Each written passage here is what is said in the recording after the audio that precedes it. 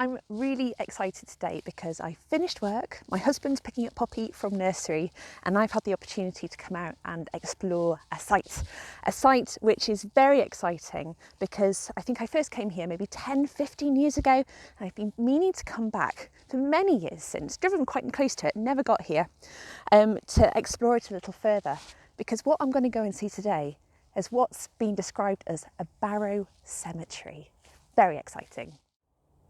I'm in a gorgeous, gorgeous part of North Wales here, in Flintshire, not far from a village called Axton. And we think the name Axton comes from the words ash town, or town of the ash trees. And you can see here we're just overlooking the sea and the estuary, the Dee estuary there, and just the beautiful, beautiful countryside in the background. I'm not sure if we'll be able to see him or her. There is a tractor in the fields. I would say making hay while the sun shines, although the sun has gone away this evening, might come back out.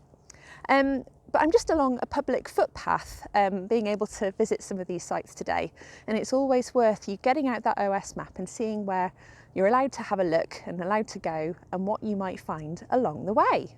So my first stop might not look like the most exciting of places, or it might not be a place that you'd guess I'd want to come to look at archaeology. It's actually a reservoir. But the reason why I've come to this reservoir is because it was built on top of a barrow. Now, a barrow is a monument that dates from the Bronze Age, and generally it is a mound of earth and stones that have been created, that have been kind of cast up from a ditch that goes around the mound. And in the centre of that mound there's a grave, and that grave might have been cut into the subsoil a little bit, and in there would have been a body, essentially. Now, originally these would have been skeletons, but towards kind of further into the Bronze Age they became cremations. And when this reservoir behind me here, just so beautiful, when it was first built, I think it was 1929, they found the remains of this barrow and an urn, the burial inside it, and so we're able to kind of confirm that this had been a barrow.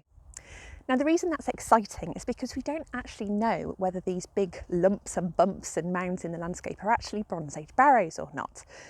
In North East Wales, this area especially, there's a high concentration of them, but not many of them have been excavated at all. So when this one was excavated, or at least actually obliterated when they were building the reservoir in 1929, and they found the mound of stones and they found the cremated burial with the urn back in 1929, it kind of confirmed that that's what it was. But before then, we wouldn't have really known. There's a reason why it's all kind of a bit unsure as well, because some of the Bronze Age burial mounds that have, or barrows I should say, that have been excavated, especially in this area, have actually turned out to be spoil heaps from local mining. And this area in particular was heavily mined for lead, so you never know whether actually it's a lot more modern, still archaeology, but a lot more modern than the Bronze Age. So things to look out for example, we can see here that I'm actually stood right next to the reservoir, still on the footpath, but the ground falls away from us here. We're on top of a hill, we're overlooking the beautiful sea and the beautiful countryside that you can see around me here, but there is a rise in the landscape, so you're looking for that bump. However, here obviously the mound has gone completely, but there are some others here. We're at what's been termed a barrow cemetery. There's more than one, so let's go and have a look and see if we can find the others. Just as I'm walking along, just a little bit of a note about the Bronze Age really. If the mounds do turn out to be Bronze Age, we're talking quite a long time ago here. So, I mean, generally we'd be talking about 2300 BC to 800 BC. So we're going back thousands of years, over 4,000 years potentially. And practices for what we did with our dead have changed quite a lot since then. But the Bronze Age is very, very well known for burial practices. There are monuments in the landscape that we can see that we know what they did. by the Iron Age, we don't really have that much evidence for what the people did with their dead. So it's really, really interesting in us learning a lot more about our ancestors and what they were doing in this area at that time. So we are out to the footpath, and it looks a little overgrown at this point, but I'm going to see if I can get through, because the actual cemetery, if you want to call it that, is actually cut off by a little road.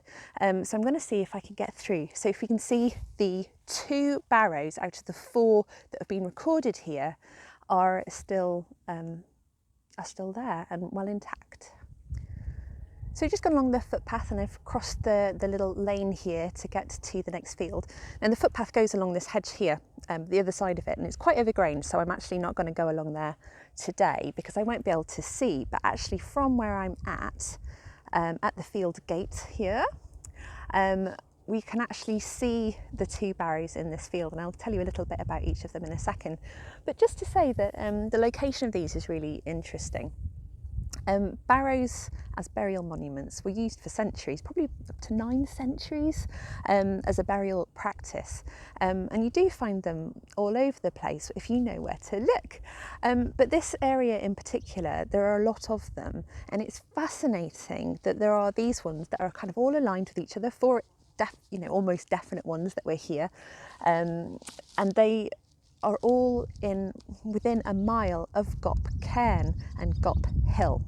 If you don't know about Gop Hill, shameless plug, I've got another video on YouTube if you want to watch it, but it is one of the largest human-built prehistoric mounds in Britain. So please do go and have a look, because this is just a mile up the road, and happens to sit in this vast archaeological landscape. Was it a coincidence? Probably not. But it's really, really worth looking at the surroundings and getting a sense of how everything connects together, and the landscape you sit within. As the night goes on and the evening gets later, the light is getting darker. I'm going to see if I can show you these 2 mounds. To the left of the screen, you can just see one there. That is the best preserved of the 4 mounds. And then to the right of the screen slightly, you can see another rise, and that is probably the second best mounds. These 2 are both scheduled ancient monuments. Now, these were also reported on by Ellis Davis in 1949, and he actually spoke to some locals about them too.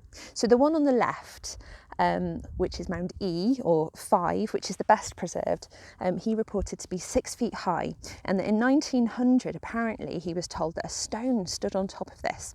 That was about 3.5 feet high, but had a hole through it, and the reason they had a hole through it was that they attached a rope to a donkey that was tied up there to stop it running after the cows. Fascinating, and another use for these monuments thousands of years after they were first built. The second mound, now in the centre of the screen, that was in probably a better condition 100 years ago, let's say. So again, Ellis Davis was speaking to a local and was informed that gravel had been taken quite recently from the mound and taken it to use on the new road that was being built, or the road. Recycling of material, but that also goes to show that within the mound, maybe what it was made up of, and gives you an idea of the material underneath the soil, gives us an idea of what it might have looked like. So what's become of these monuments that are 4,000 years old, that quite dot our landscape? There's lots of them. Well, as we've seen here, one of them was built over by a reservoir in the 20s before they really realised what it was. One of them was looted for its stone to make a road, and they've been ploughed over as well, which makes them flatter and takes away a lot of the structure, and it means that they're harder to spot in the landscape, but they are there. So I suppose what I'd leave you with today is to get out there and explore, take your OS map and just have a look at what those dots and symbols mean, because you never know, you might be walking over the most amazing landscape and the amazing stories. These aren't just monuments, but what you've got to remember is that these were not only built, they were used, and they were built for a reason. when we think about burying our dead today, it's a very emotional time, but it's important too. So think about the people who were here, the people who came here dead and alive, and what that meant to them. Why were there so many in such a little cluster? Was this an important place in the landscape, or did one barrow get built first and that made the landscape important, and therefore more people wanted to build here? And so close to Gop Hill as well. This is a really important place archaeologically, monumentally. And it's on our doorsteps, and it's not the only one either. So get out there, have an explore and see what you can find. I'll do some more videos, and I want to share lots more stories with you. And if you've got any ideas of what you'd like to hear about next, please do let me know. And please do tap that subscribe button, and then I can share more of my mysterious, monumental discoveries with you next time. Thanks, bye-bye.